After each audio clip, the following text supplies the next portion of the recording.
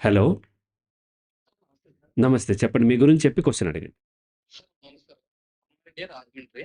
చెప్పండి కుమార్ గారు.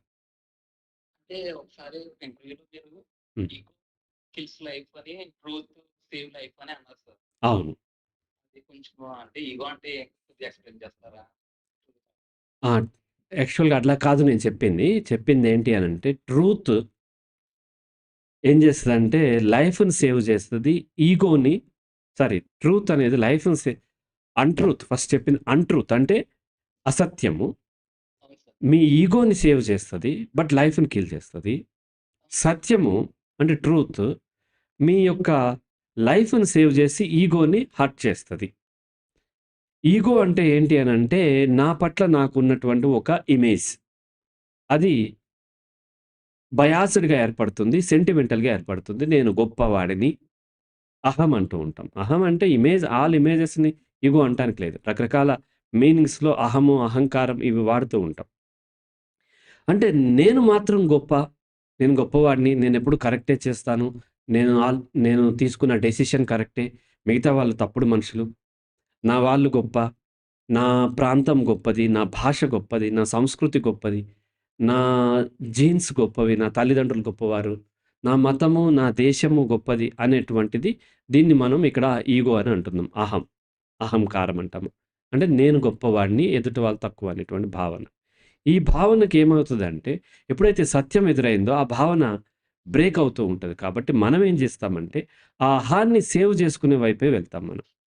అహాన్ని ఏదైతే సేవ్ చేస్తూ ఉంటదో, అటువంటి ఇన్ఫర్మేషన్‌కి ఎక్స్‌పోజ్ అవ్వటం, అటువంటి కమ్యూనిటీలో ఉండటం, అటువంటి సోషల్ మీడియాకి ఎక్స్‌పోజ్ అవ్వటము, అటువంటి వారినే మనం ఎంటర్‌టైన్ చేయటం, అటువంటి గ్రూప్స్‌లోనే మనము మెలగటం చేస్తూ ఉంటాం. అప్పుడేమవుతది, మరింత ఈగో సేవ్ అవుతున్న కొద్దీ లైఫ్ నాశనం అవుతది. దీనికొక ఎగ్జాంపుల్ చెప్తూ ఉంటాము. ఒక చీమకు అంటే చీమ మెదడులో పెరిగేటువంటి ఒక ఫంగస్ ఉంటుంది.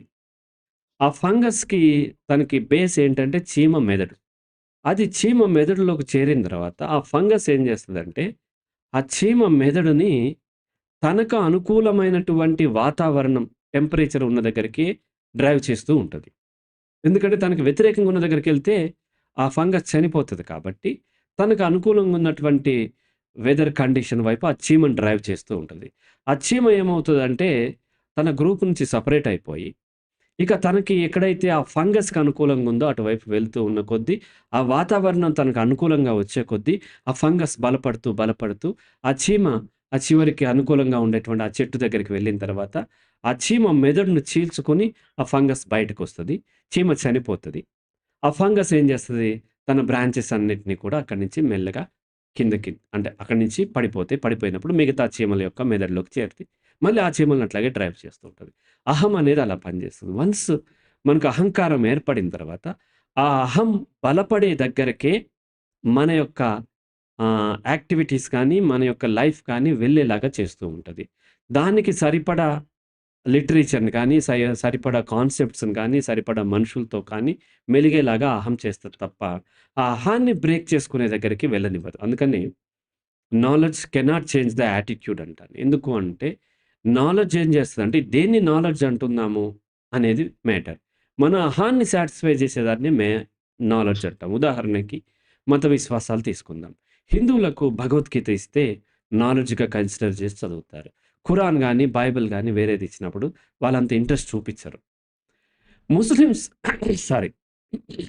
ముస్లిమ్స్ వాళ్ళ ఖురాన్‌ని నాలెడ్జ్‌గా కన్సిడర్ చేసి చదువుతారు. బైబిల్‌ని గాని, భగవద్గీతను గాని వాళ్ళు కన్సిడర్ చేయరు. అలాగే క్రిస్టియన్స్ కానీ, లేకపోతే ఇతర మతస్థులు కానీ.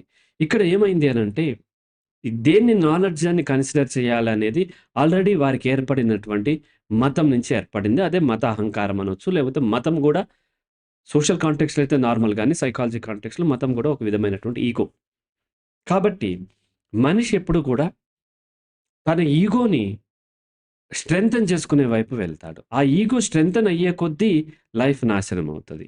కాబట్టి ఆ కాంటెక్స్ట్‌లో చెప్పిందేంటనంటే, ఏదైతే అబద్ధాలు నువ్వు గొప్పవాడివి, తప్ప ఎవరు లేరని ఎవరైనా చెప్తున్నా, లేదా అటువంటి లిటరేచర్ మనకి రీచ్ అవుతున్నా, అటువంటి భావన మనలో వస్తున్నా సరే అదేం చేస్తదంటే మన ఈగోని సేవ్ చేస్తుంది. లైఫ్‌ని కిల్ చేస్తుంది.